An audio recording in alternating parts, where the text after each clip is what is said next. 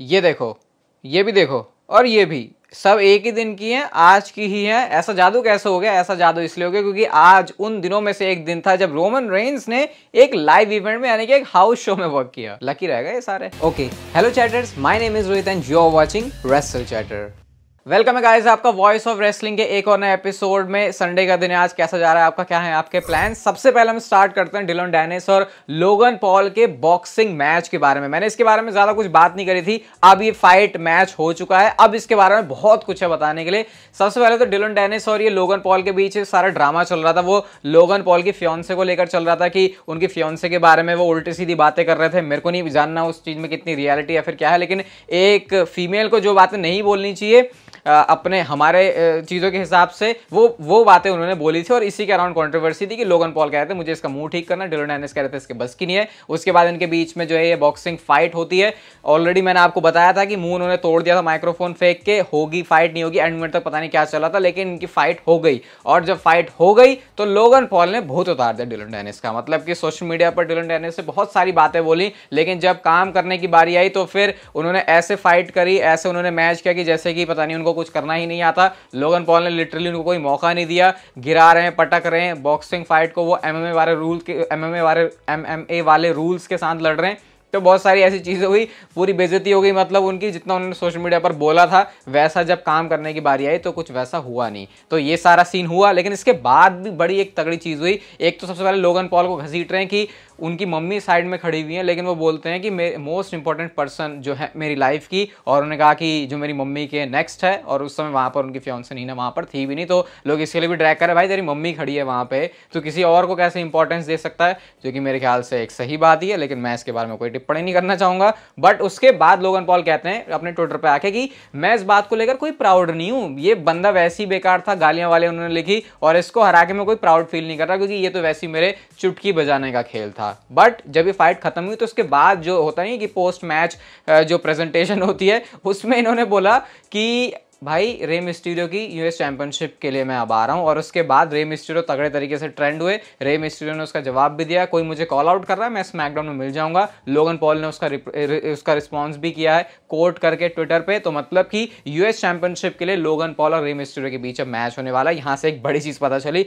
मतलब अब तो इस चीज को कवर करना डेफिनेटली बनता था, इसलिए मैं आपको थोड़ा सा इस चीजों के बारे में खुल के बता रहा हूँ। और इससे ये भी पता चल गया कि क्राउन जूल में शायद पॉसिबली इस मैच को डब्ल्यूडब्ल्यूई बनाने वाली है। और पता है क्या हुआ इस चीज से? क्योंकि डिलन डैनिस और लोगन पॉल की जो फाइट थी ये मेन स्ट्रीम मीडिया कवर कर रही थी, तो इसकी वजह से डब्ल्यूडब्ल्यूई को भी अटेंशन मिली है। तो आई थिंक ये मुझे लगता है, मैं यही सोच रहा था कि ऐसा कैसे हो रहा है कि डब्ल्यूडब्ल्यूई के साथ वो कॉन्ट्रैक्ट में है और इतनी कंट्रोवर्सी हो रही है, डब्ल्यूडब्ल्यूई कुछ बोल भी नहीं रही इसके बारे में क्योंकि सारी चीजें नेगेटिव हो रही थी लोगन पॉल के साथ। लेकिन अब मुझे पता चला भाई इनको भी तो खुद अपने रे मिस्टीरियो का नाम, अपने यूएस चैंपियनशिप को, अपने डब्ल्यूडब्ल्यूई के शो को, स्मैकडाउन को, रॉ को, क्राउन जूल को प्रमोट करवाना था। तो डब्ल्यूडब्ल्यूई का यहाँ से मतलब निकल रहा था, इसलिए उन्होंने कहा जितनी भसड़ मचती है मचने दो। और इस फाइट में वैसे भी विक्टोरियस तो हो ही चुके हैं लोगन पॉल। कैंसस सिटी में डब्ल्यूडब्ल्यूई का लाइव इवेंट हुआ था जहां पर रोमन रेंस ने वर्क किया। देखो इस शो में बहुत अच्छे मैचेस थे, जैसे कि कोडी रोड्स एंड जे उसो ने अपनी चैंपियनशिप को डिफेंड किया इंपीरियम के अगेंस्ट। एले नाइट भी शो पर थे, डोमिनिक ने भी टाइटल को डिफेंड किया। स्ट्रीट फाइट मैच था सेथ रॉलिंस और नाकामुरा का,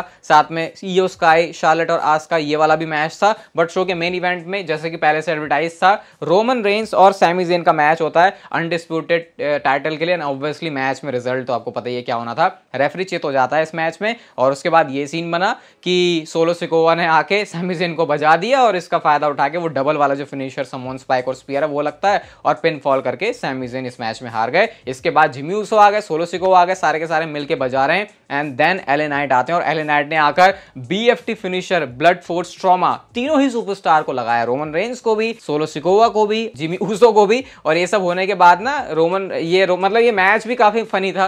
फनी इसलिए था क्योंकि रोमन रेंस एक एंटरटेनर है, तो वो मैच के बीच में भी बातें कर रहे थे कि मैंने तो अपना टाइम वेस्ट कर दिया यहाँ पे आके, ये ट्रैश जगह है, जैसे सैमी ज़ेन ट्रैश है, 5 मिनट और देता हूँ, 5 मिनट मजे ले लो, मैच खत्म करके चले जाता हूँ, ऐसा करके बोल रहे होते हैं। लेकिन हाँ, जब ये सब हो गया, एले नाइट और सैमी ज़ेन जब लास्ट में बचते हैं तो सैमी ज़ेन ने कहा कि तू वो बंदा है और ये तेरा मूवमेंट है, तू रोमन रेंस को हराएगा अनडिस्प्यूटेड डब्ल्यूडब्ल्यूई यूनिवर्सल चैंपियनशिप के लिए। और वो ये करके सारी बातें बोल रहे थे और क्राउड बहुत अच्छी तरीके से उस मूवमेंट को एंजॉय कर रहा था। तो रोमन रेंस ने एक रेयर लाइव इवेंट वर्क किया। कल इंडिया पाकिस्तान के मैच में इंडिया जीत गई है और हमारे पंच शॉट चैनल पे वीडियो आ गई है, मस्त मजा आ जाएगा उसको देख के। अपनी जो खुशी है उसको और बढ़ा सकते हो आप, लिंक डिस्क्रिप्शन में या फिर आई बटन पर होगा। रेगुलर क्रिकेट की वीडियोस वहां पर आती रहती हैं। अब हम चलते हैं अपनी अगली स्टोरी की तरफ, और ये बूजर रेसलिंग की तरफ से एक ट्वीट है और यहाँ पे लिखो, they will be watching it crumble while he lives in his new glory, remember this, ऐसा करके उन्होंने बोला है।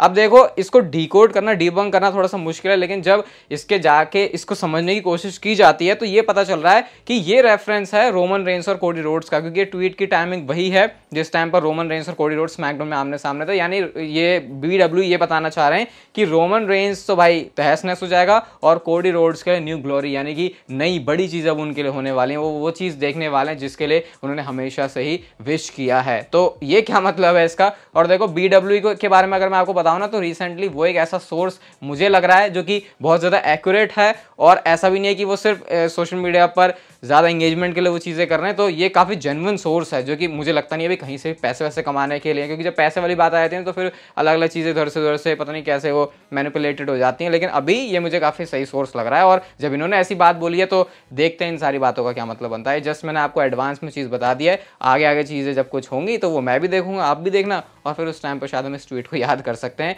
निक ऑल्डिस के बारे में बात करें तो गाइस, WWE ने ऑफिशियली इनको अपने साथ कॉन्ट्रैक्ट में ले लिया। इससे पहले ट्रायल बेसिस पर था, लेकिन अब वो शायद चीज़ एंड हो चुकी है, और निक ऑल्डिस एक रेगुलर काम करने वाले सुपरस्टार होंगे स्मैकडाउन के। नहीं, एक अथॉरिटी फिगर होंगे। और जो इनसे वाकिफ नहीं है भाई, इतनी तगड़ी रेसलिंग करते हैं, इतना बढ़िया कैरेक्टर है कि बहुत टाइम में अगर ये रेसलिंग रिंग में उतर के किसी को तोड़ने फोड़ने पर उतर जाए, इवन मेन इवेंट सीन में भी आ जाए, तो आपको ज्यादा हैरान होने की जरूरत नहीं है। अभी मैंने आपको कुछ दिन पहले बताया था कि ट्रिपल एच के पास सारा कंट्रोल आ गया, 99.9% ऐसा करके बोला गया था, और विंस मैकमैन सिर्फ दो ही चीजों के बिजनेस में अपनी टांग घुसेड़ेंगे, और वो है ब्रॉक लेसनर, रोमन रेंस, उनके ही कहने पर। और एरी मैनुअल ने इस चीज के बारे में बात करी, जो इंटरनल सोर्सेज से पता चली है कि वो ट्रिपल एच को देखते हैं कि उनका इन्फ्लुएंस होना चाहिए WWE के क्रिएटिव चीजों में, और अब तो विंस मैकमैन की दूर दूर तक कोई इन्वॉल्वमेंट ही नहीं है। मतलब अगर कोई मेजर डिसीजन लेना होगा ना, ये सिर्फ मेरी अजम्पशन है, इन सारी चीजों को पढ़ के मैं बता रहा हूं, कि जैसे ऐसी चीज होगी कि भाई रोमन को टाइटल हरवाना है, क्या ये जगह सही होगी, तो शायद ऐसे डिसीजन में विंस मैकमैन के से जाके पूछा जा सकता है, जो बहुत ही मेजर चेंज करना हो कि भाई चल ये बंदा इतने टाइम से कर रहा है तो इससे जाके पूछ लेते हैं। ऐसा है, ऐसा नहीं है कि विंस मैकमैन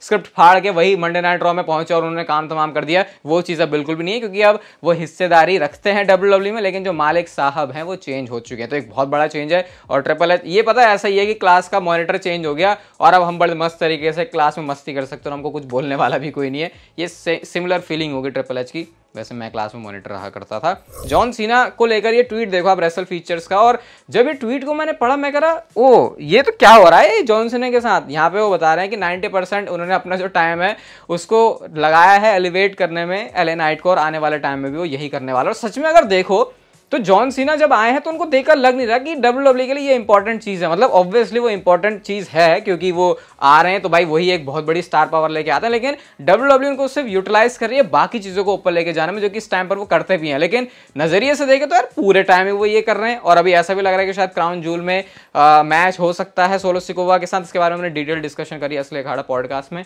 डिस्क्रिप्शन में हमेशा रहता है, तो कभी भी जाके सुन सकते हो।